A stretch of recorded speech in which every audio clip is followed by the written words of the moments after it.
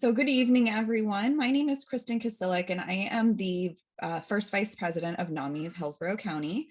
And I am also an assistant professor in the Department of Mental Health Law and Policy at the University of South Florida. And I am here tonight to welcome, host, and introduce our speaker, Anielle Timmons, who is, I'm sorry, I'm also admitting people at the same time, juggling lots of balls here.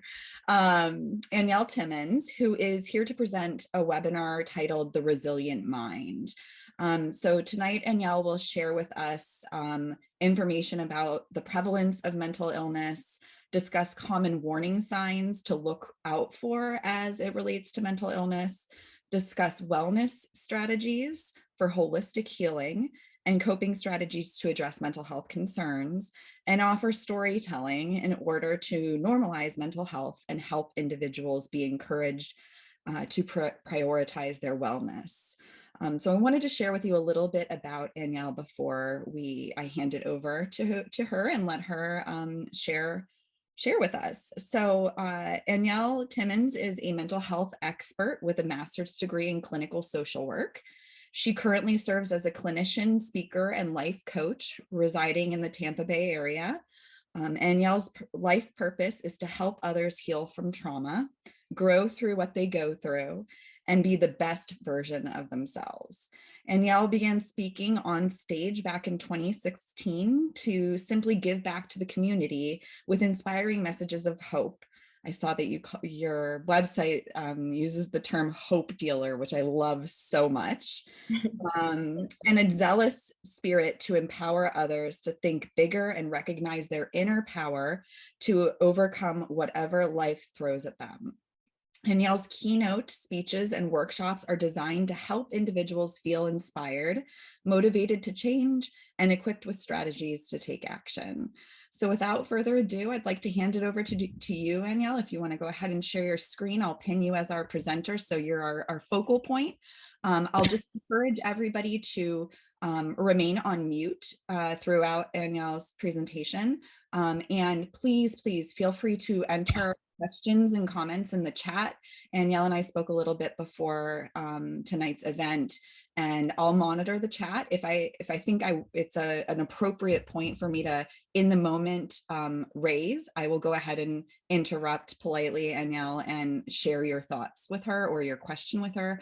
Otherwise, we'll have some time at the end to address all of the comments and questions that come through the chat. Sound good? Sounds great. Great.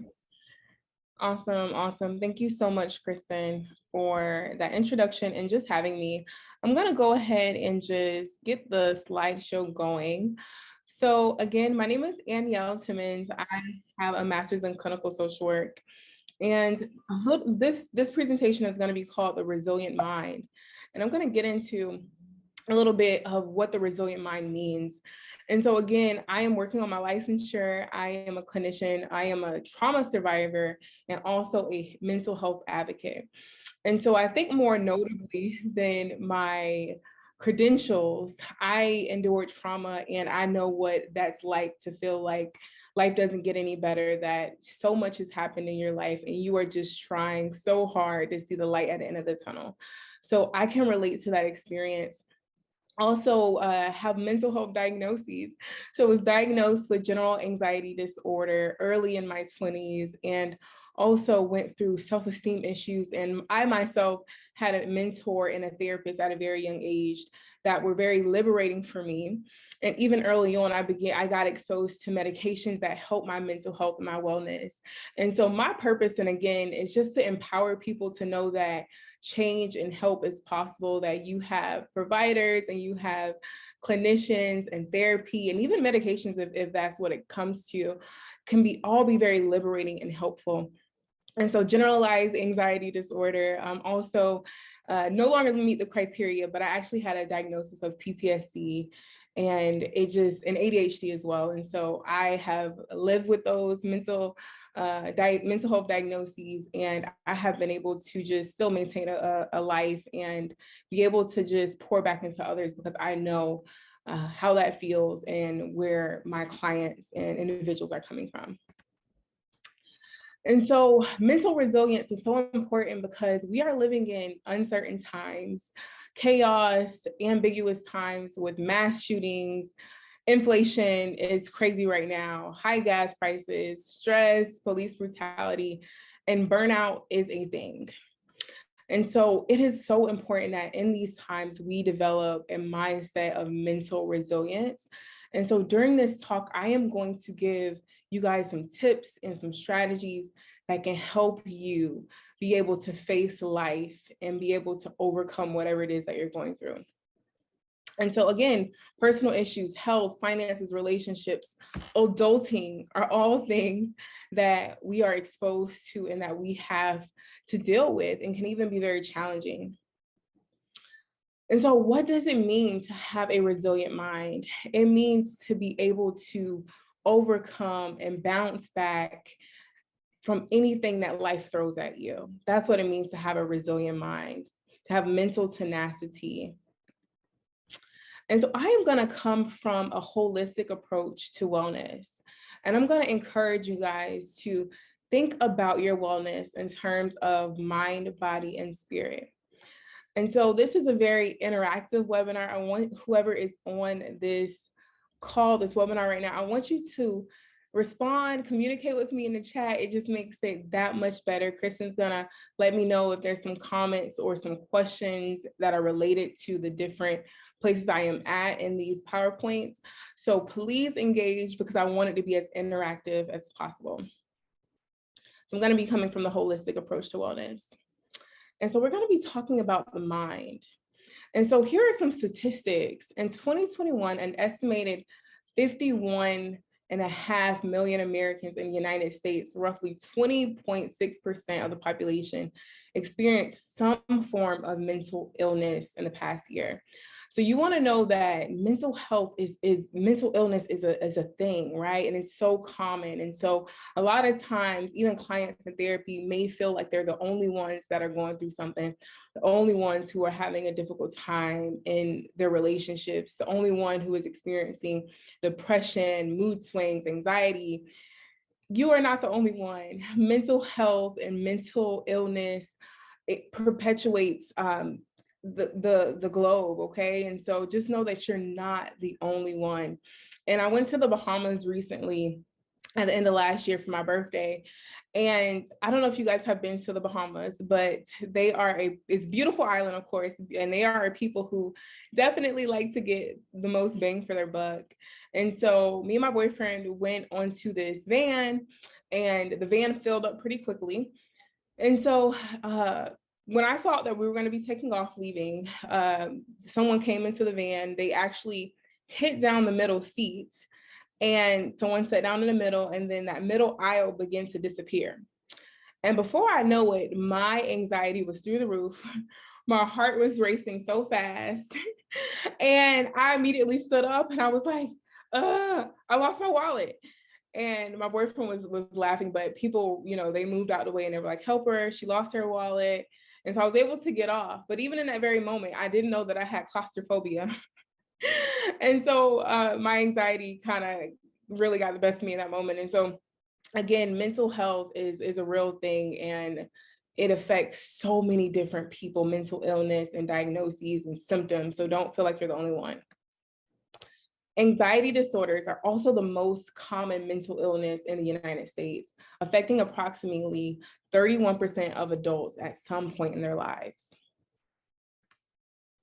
Major depressive disorder, an estimated 17.3 million adults, which is 7% of the US population, had at least one major depressive episode in the past year. Suicide is also the 10th leading cause of death in the United States. And in 2021, there has been an estimated 47,000 deaths by suicide. And so if you or anyone that you know is experiencing suicide, please call or text 988. Though they have licensed providers and people who are ready and willing to help you through whatever you're going through. And so I want to encourage you to seek help. seek professional help. If you find that you're in a situation or you're in a place in your life where you just can't seem to shake the depression, you possibly just feel unmotivated all the time, you are depressed or in a negative emotional state almost every day, and you feel like there's no hope, you feel like you may be having suicidal thoughts, perhaps it has affected your appetite, maybe you're eating more and you're trying to kind of cope. Maybe you're using drugs, or you're masking it with alcohol or weed, or you're just trying to fill a void with whatever that is. If you have experienced that, if you're having flashbacks, PTSD, anxiety that is just becoming so overwhelming, please seek help. In a peer-reviewed article of over 150 studies, it was found that psychotherapy and pharmacotherapy, which is basically medications, alone are effective in improving functions of clients with depression. So psychotherapy, also medications have been proven to be helpful, and also those two on their own can be very effective. So therapy, medication, support groups are all strategies that can help you if you are experiencing some kind of crisis. Like I shared with you, early in my 20s, I recognized a need for healing. I had a mentor at a young age. I even did therapy, and I still have a therapist. And so therapy can be very liberating. I love how my therapist is able to just kind of be a sounding board for me. She could be very emotionally validating. And when you also go to a professional therapist, they can also just be an unbiased source of support for you that, can listen to you. Because many people who are great listeners don't always get that in return. And often it's hard for a family or a friend to give you that unbiased feedback, to truly be able to listen to you and show up and be present for you in your time of distress. So a good therapist will offer you a safe space to be yourself, to emotionally validate you, give you tools and strategies to really just navigate you through this season of your life.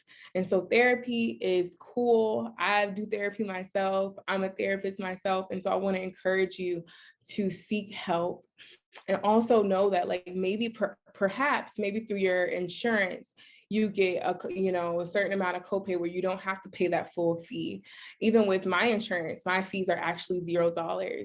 And also some companies have employee assistance programs where you may be qualified to get a certain amount of sessions. So definitely reach out and seek help and be willing to do therapy. Cognitive behavioral therapy, one of my favorites, has been shown to be effective in treating anxiety, depression, and post-traumatic stress disorders. So that's another evidence-based strategy that most therapists will implement in your sessions. And if you don't know what cognitive behavioral therapy is, it's basically just saying that your thoughts influence your feelings and your feelings influence your behaviors. And there's a focus on your thinking and being able to control your thinking. And I'm also going to get into a little bit of some of those strategies in a second. And so I want to actually ask you, what lenses have you been seeing your world? Again, we are plagued with so many distractions, different stressors.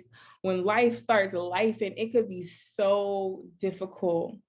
And so it could be easy for us to pick up the wrong lenses to be able to see our situation with disdain or frustration or anger, or feel like we just haven't had a good hand in life.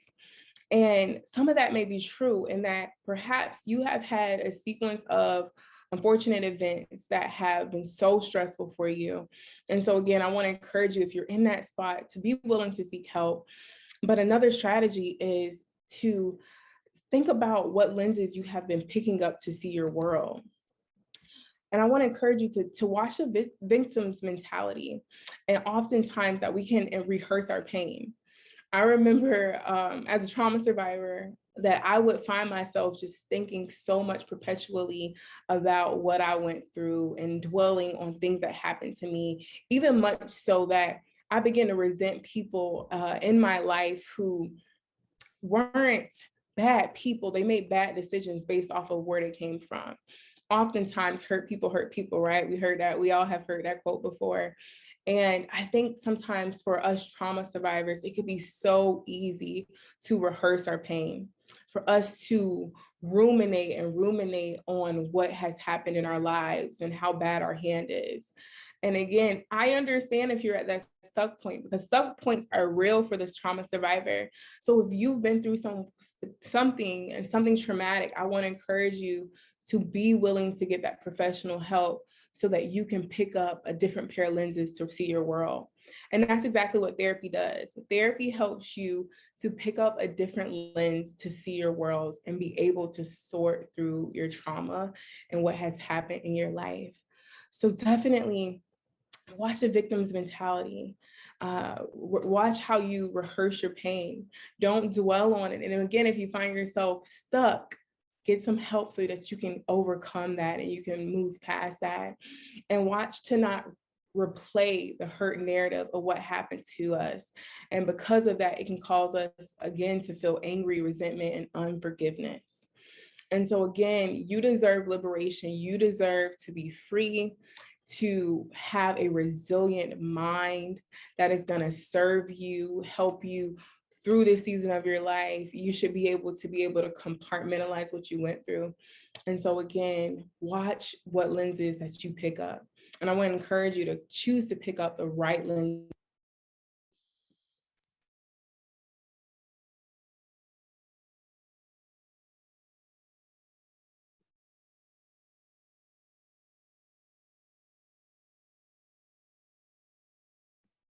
Danielle, I'm sorry to interrupt you. At least for me, I'm not sure if it's for everybody, but at least for me, all of a sudden your sound went out. Can you hear me? For me too. It went out for you too. Thank you. It went out for me too. Danielle, can you hear me? Oops. Okay. Let me see if I can get her attention in the chat.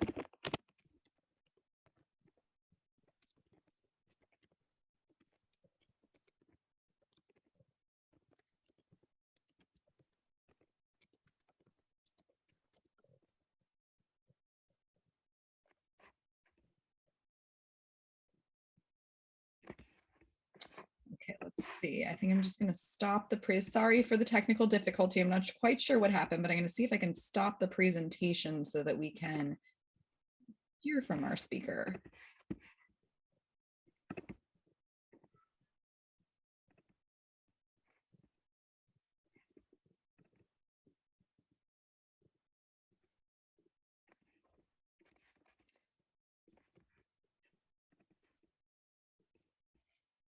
Oops. Okay.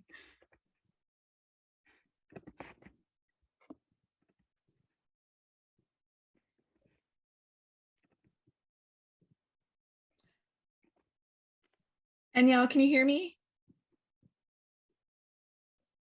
We can't hear you right now.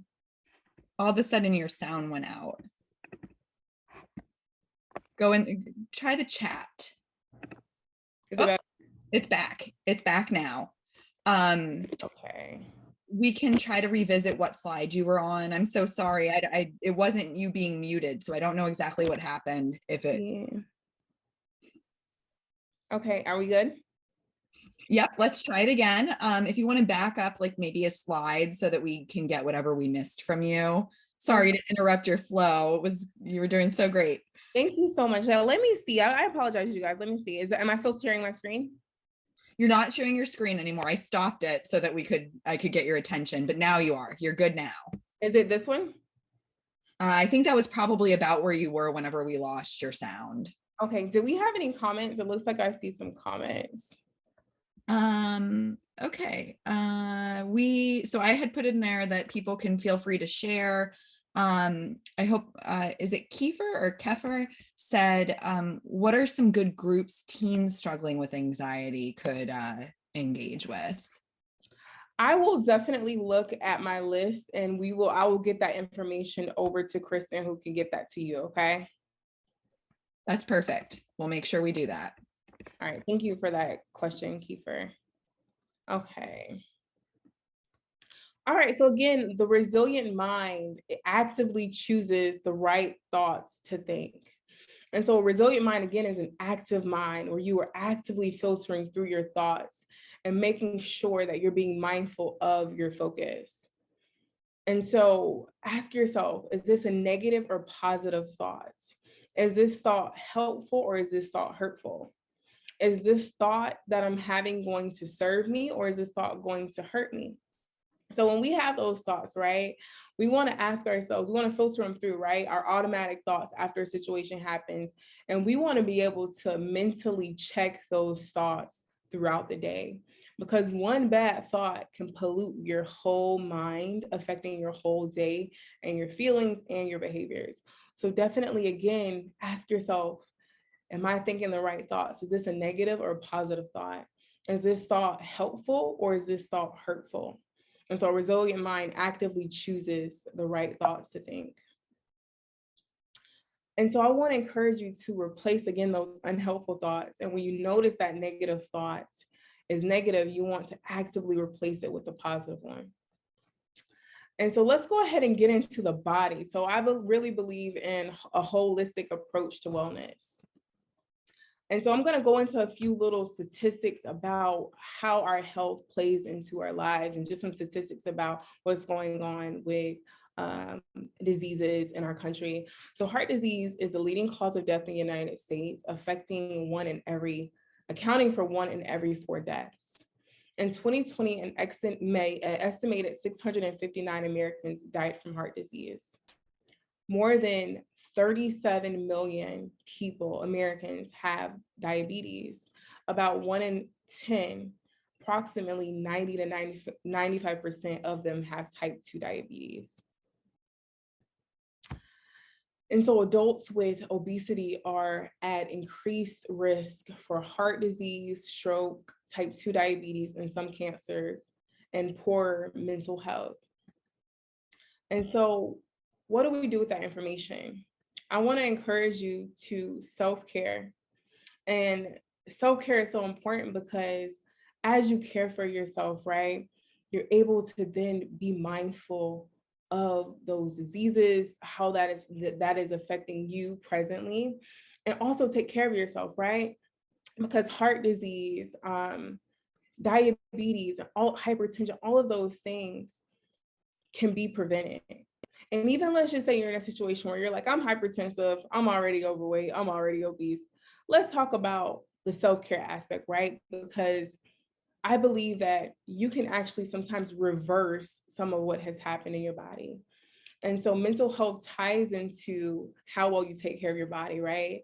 If you're not feeling good about yourself, if you're depressed, if you had PTSD or trauma, then an individual may be more likely to eat worse, to eat excessively, eat more, eat very little, and to cope with other things that could affect the body. And so I want to encourage you to definitely self-care. And remember that self-care is a form of respect. So start thinking about what some of those self-care ideas can be for you. Start thinking about if that's going to be journaling, if that's you just going to therapy, but remember that self-care is so important. And then nutrition matters. And so nutrition may help you live longer, builds immunity, weight management, decreases chances of chronic diseases, helps your skin, hair, and eyes and teeth, supports digestive health, and may help you even feel better. Because what we put in our bodies can also affect our mood. And so fitness matters. So fitness, again, decreases your chance of heart disease, what we just talked about, and it decreases your chances of high blood pressure, decreases a risk of high blood cholesterol, type 2 diabetes, lowers your risk of getting cancer, can increase confidence, leads to better sleep, better mood, and provides stress relief. And so I understand that some people, may have physical limitations. But if you can, right, only if you can, find something that's your thing for fitness. Because again, physical health and mental health can go hand in hand. And so I found that working out, getting up in the morning, to having a workout partner has just helped me to feel better about myself. It has improved my overall health. It has helped me to feel more confident. And it also releases those happy hormones, those endorphins. And so definitely think about an activity that you can include into your day and make a part of your self-care. And so physical activity is anything getting your body moving. Each week, adults need about 150 minutes of moderate intensity physical activities and 2 days of muscle strengthening activities, according to the CDC. So try to get in some weights if you can, some kind of muscle and strengthening activities, moderate to intensity physical activity. So if you can't do that, right? Because I have someone in my family who just is kind of limited with their physical activities and what they can do with their body. But even walking can be so helpful for your mental health. And so I want to ask you a question. Are you taking care of your body? Think about that. Are you taking care of your body? What does that look like for you? Think about your food. Think about your lifestyle. Is there anything that you can improve one thing at a time? What is that one thing you can improve on? And again, I want to encourage you to get outside and get sunshine. Spending 15 minutes outside with sun exposure can help produce mood-boosting hormones like serotonin, which can help you regulate sleep and help produce vitamin D also for your bones. So again, you want to get outside because you get serotonin and you also get vitamin D, which is really great for your bones. And so what I started to do during my workday, I'm a therapist, like I shared. And if I have a break at my lunch or even just in between sessions, or even if a client is running a little behind, I will go take a little mini walk. And especially on my lunch breaks, it just really helps me feel better, boost my mood. And I like to think of it like free caffeine, right? A free energy booster just by going outside. So if you can include a walk or just getting outside and getting some sunshine, I believe everyone that's on this call is from Florida. And I believe, we have over 300 and something days of sunshine a year. So we are very blessed, because some people up north aren't getting any sunshine and it's cold and different things like that. So definitely take advantage of that sunshine and that free mood booster that can help you feel better.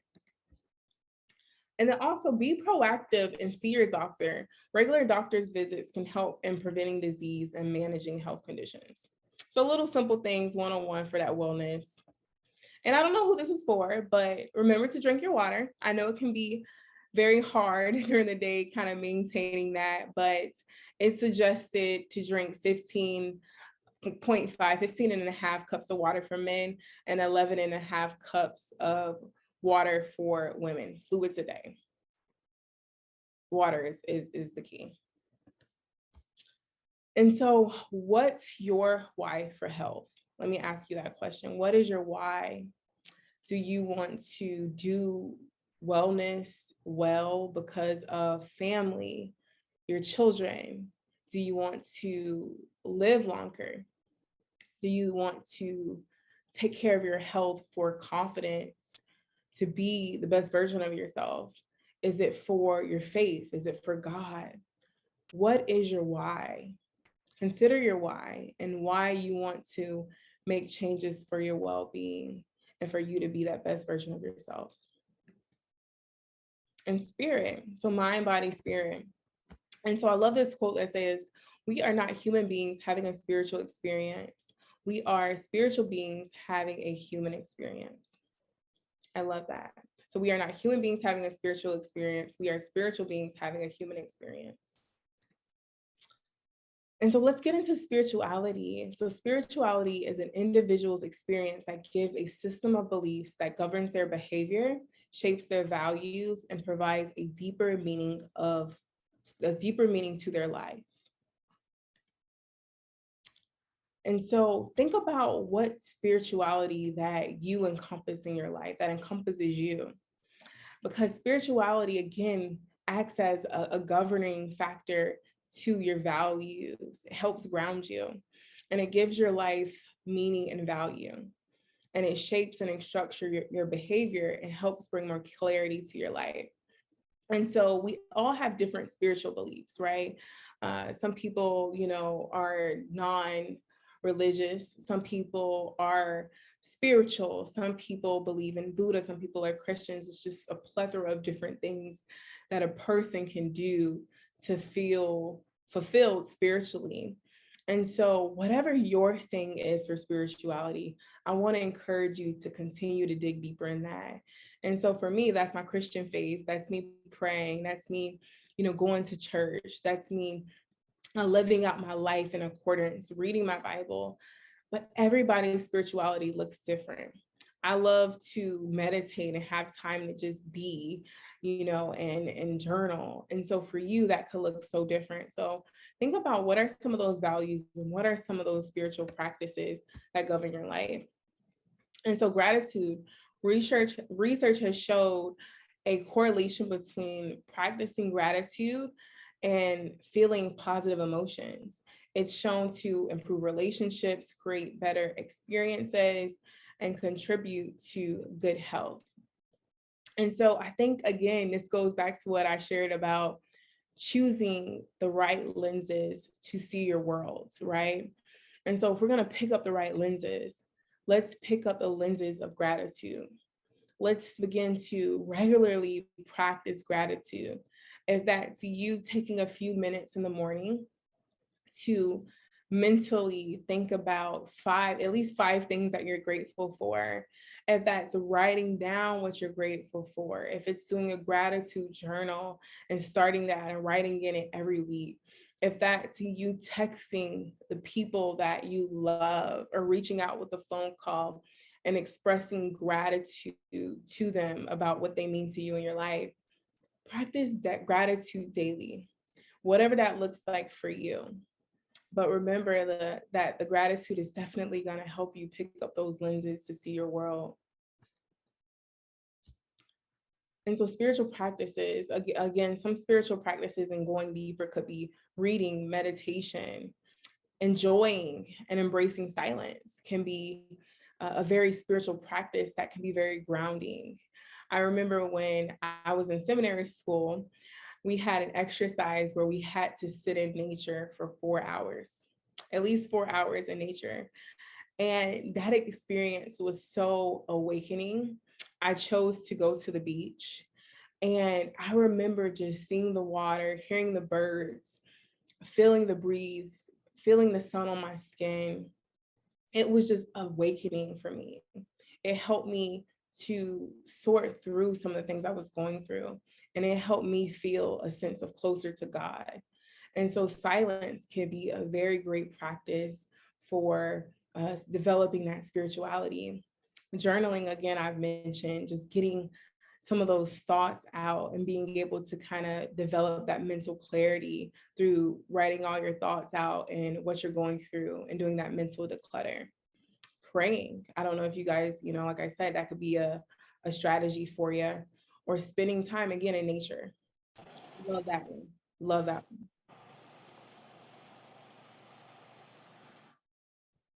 And again, spirituality acts as an anchor in times of stress and liberates you from the bitterness of life. Honestly, I believe having that anchor and just having those different things to ground you can just help shield you, right? Your values, what you believe in. It can bring a little bit of guidance and light to your life. And so again, what do you need to feel centered? Think about that. What do you need, right? Because everyone's needs are so unique. Kristen's needs are not going to be the same as my needs, and your needs are not going to be the same as anyone else on this call. So think about, what do you need to feel centered and grounded? And so I want to go ahead and reiterate that the resilient mind is about a holistic approach, mind, body, and spirit. The mind, again, is powerful, and a resilient mind is an active mind that chooses the quality of thoughts, that actively is involved in what thoughts get to stay and what thoughts get to go. And the body, your fitness and your nutrition matters. So taking care of your body. Spirituality brings clarity and meaning to your life. So I want to encourage you to take care of your spiritual health. And so one of my favorite things to say is grow through what you go through. And right now, whoever is listening, I want you to think about how you can be committed to your mental health and your wellness. And I'm going to go a step further. I want you to make a decision to do one thing that can contribute to your mental health and your wellness. One thing that you can do and start doing and implementing today or even tomorrow that is going to help you be mentally well. And so I have a few courses here, you guys. You can go to my website, anielletimmons.com, and I have a How to Heal from Trauma course and also the Ultimate Confidence and Self-Esteem e-course. Those are the references. Thank you guys for participating and listening to the presentation. Thank you so much, Anielle. That was a wonderful presentation. I couldn't agree more with all of the information that you shared with us, including, you know, the importance of physical health and spirituality when it comes to our mental health.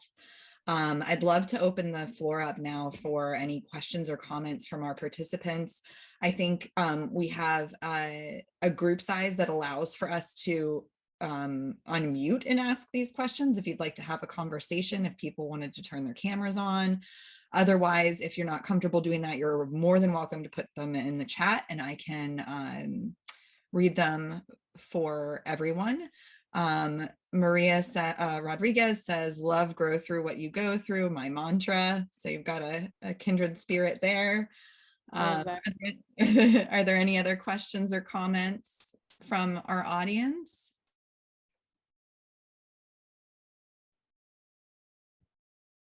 So I see a hand and I just have to figure out how okay, so Maria, go ahead. If you'd like to unmute yourself and ask your question, we'd love to hear from you.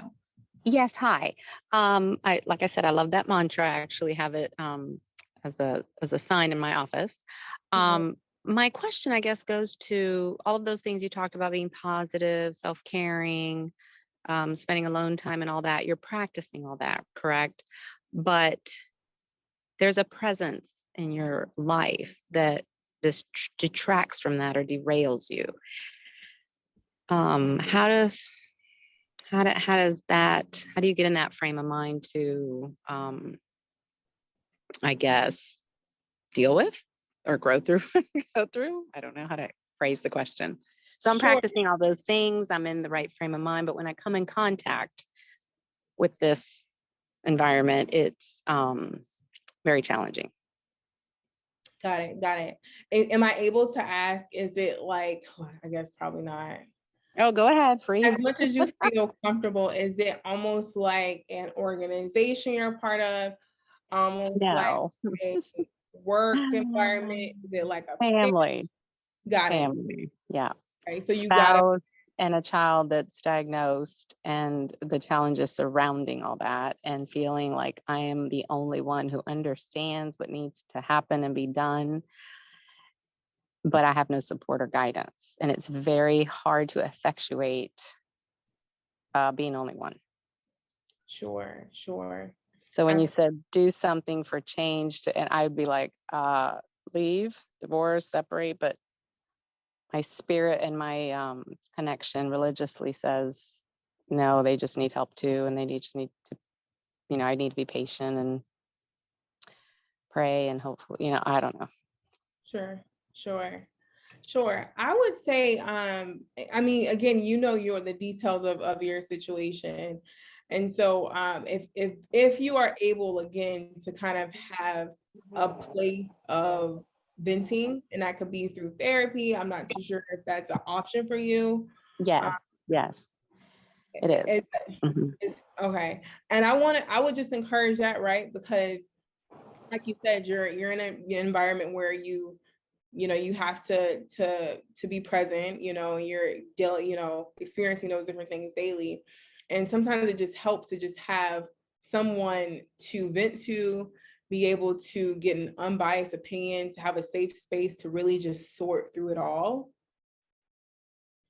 you know? And so I want to encourage that. And even too, since I know you said you're faith oriented, I remember some of my toughest times, my community groups have gotten me through.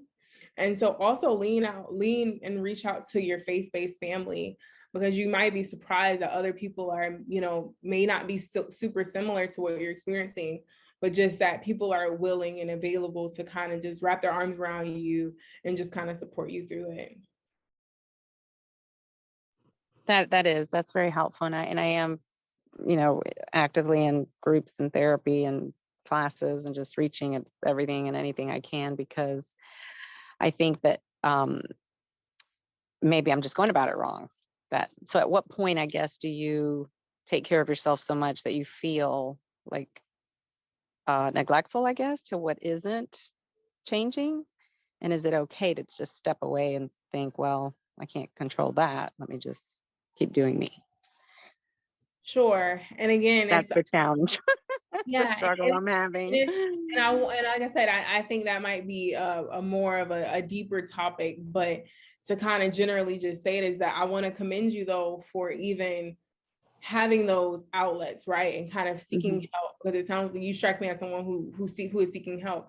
And sometimes it's just weathering it, right? Like weathering the storm and just kind of being patient with, you know, you know, what you're going through, while finding little joys throughout your day to enjoy, you know, and partake in. You know what I'm saying? Perhaps that could be just taking a 5-minute walk if that's the time you get to be away. If that's, you know, finding a workout partner, going to a fitness class, but having little joys that you can do. It might be painting your nails. I've gotten the habit of, you know, doing that. So whatever those little joys are that you can throw into your day may be able to kind of alleviate some of those pressures. Could you. I say something, Maria?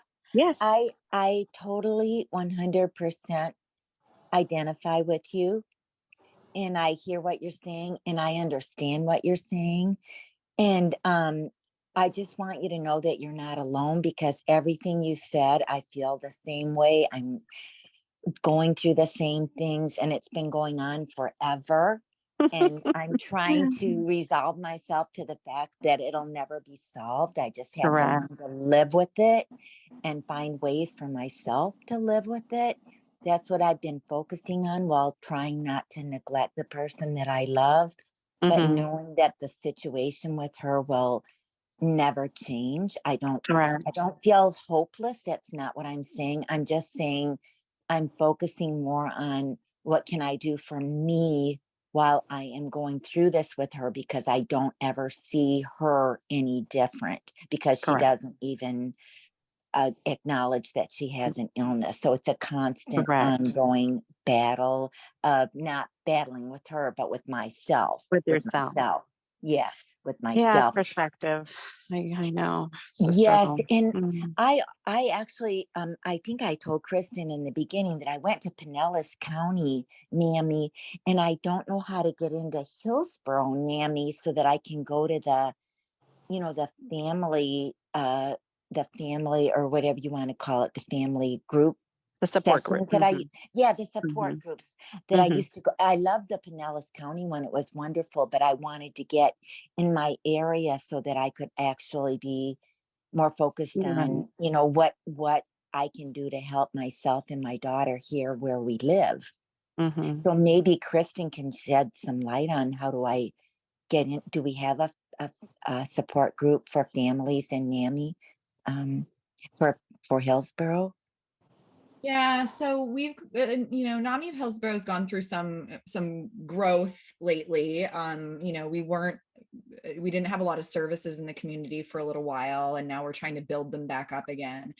And we've been very grateful for the partnership of Pinellas County, because a lot of our residents in Hillsborough County have been able to, you know, you know, if there is a silver lining of what we've been through in the past several years, it's that we learned that we can make use of technology to connect with one another, right? So we were able to make use of the Pinellas County support groups during COVID, for example. I'm not sure. I don't think there are any family-to-family course support groups on our. Can I jump in? Yes, go ahead. Hi, this is Misia Bagley. I'm also serving on board with Christian for NAMI Hillsborough, but we do have a family to family support group that's starting up for Hillsborough County starting in March. We've been posting them to our Facebook page Awesome. and also to our Instagram page. So it'll be on Wednesdays from 6 p.m. to 8:30 p.m., but it's going to be virtual right now. It's not face to face. So I'm going to drop that flyer into this chat so that you'll have it. And I can't seem to get into the chat. I don't know how to do that. And I Okay. don't do Facebook and I don't do Instagram. I can go on the website if you have one. If you have it there, I can look there. It is. It's on our website, on the calendar in our website. And then what I was going to also say is that we can get Dimitri to send out an email to everyone that participated in this training and also to our membership to make sure that you have that information. So So would that I'm gonna be, pass that back to Christian to get with Dimitri to make sure that that happens. Yep. is that NamiHillsborough.org? Is that where I would find it? Yes. Yes. Okay. And then if you Okay. go to the right, you'll see where it says calendar. And if Uh-huh. you click on that, you'll start seeing them. I believe it's the first one starts March 1st. Oh, that is wonderful. I've been waiting for this for a long time because even though I love the Pinellas County, we can't use their resources. So they put out all these wonderful, beautiful resources, but they're not for Hillsborough County, they're for Pinellas County. Yeah. So thank you very much. Thank You're you. welcome. Thank you so much for jumping in, Samisia. I'm glad that you did. And I clearly need to update myself on the calendar. I hate to interrupt, but I just dropped in the chat the link that I got to get to this meeting from my sister-in-law. And I did see their list of different groups, and I've registered for a few already so that I get a perspective from the person with the mental health issue and like someone like myself who's trying from the outside to gain an understanding. That's wonderful. And I was part of a group the other day for just that, people with diagnosis. And it's very enlightening. So just to throw that out there.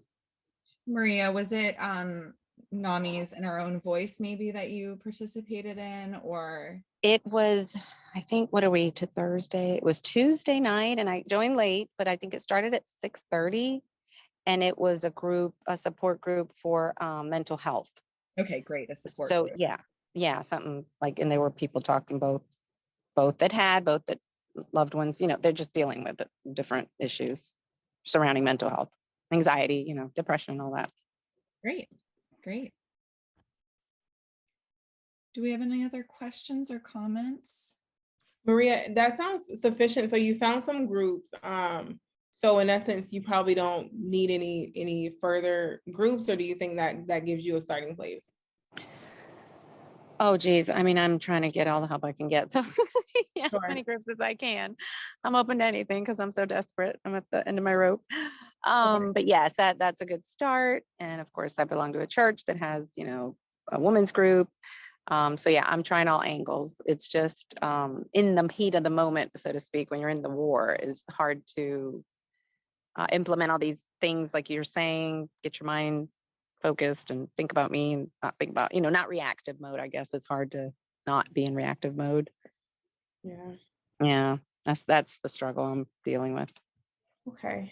All right, honey. Well, definitely blessings. And if there's anything I, can do to help, Annie L. Timmons, you can email me. But I think that's a good start. And if I come across, I have a little binder of all the resources. So if I come across any support groups because you said teenagers, right? I have 11 and soon to be 13 and soon to be 12. They're Irish twins. One's an ADHD diagnosis with anxiety issues. And so that of course affects the whole family unit. And so I'm trying to, find ways, almost as if a workshop, like what to say, what to do, because it's so hard to diffuse these situations. And when they're totally different when they're toddlers and they want to do everything mommy tells them to, and it's so easier to get them to comply than they get your mind in the right set. right, than when they're at this stage. Got it. Got it. So Yeah. almost like a support group for kind of managing the diagnoses and how it kind of shows up in home. Correct. The symptoms of it and all the working parts, working parts, too many working parts. Okay. Well, that sounds like something that, Kristen or may be able to find out for the support groups if it's specific, a specific group for that. So. Or any other resources, because I'm amenable to therapy and ABA, but it's any kind of therapy, emotional intelligence, all that, coping skills. It's just very hard to effectuate. That's all. I don't know how to say it any better. To have it happen. Get it done. Absolutely, Maria. I will, I'm communicating with our president of NAMI Hillsborough, Demetric Watkins, and I have asked him to send the family to family flyer out to the participants this evening. And I'll also think about and accumulate some resources for you with regard to, coping with young people's mental health within the family as well. Yeah, because I feel like being proactive and trying to maybe, not that you can ever predict the future, but trying to maybe be more informed so that when you see the signs, they don't go so far astray that then you're dealing with, had I known, you know what I mean? Because without any help and skills, and I think that's where it eventually leads to, and then they're adults not knowing how to cope either. And unfortunately, yeah, trying to, make a fork in the road, so to speak, hopefully for your children or somebody in need. Yeah, absolutely. We'll make sure we get some resources over to you. Thank you. Thank you so much. Yeah.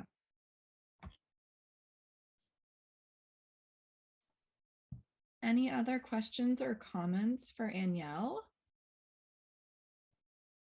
I just wanted to say that I appreciate this workshop. I know I came on a little late, but I still got a good bit of it. And me, as someone who's been going through some serious struggles this week, with coping with some things, it just reminded me of some things that are helpful and what I would need to do. So just want to thank you and let you know that your time and information is appreciated. Well, thank you so much. I appreciate that. Absolutely. Thanks, Amicia. All right, Anya. Well, we are very grateful to you for sharing your wisdom with us. You exude empathy, and that I think is what we all need more of, right? So thank you so much for being with us. We will follow up with our participants to get them the resources that we talked about today. You're getting some messages in the chat, so just make sure you're seeing those, and we will let you know when the recording of this session is available, so that we can share it with you all. And I hope everybody has a wonderful night.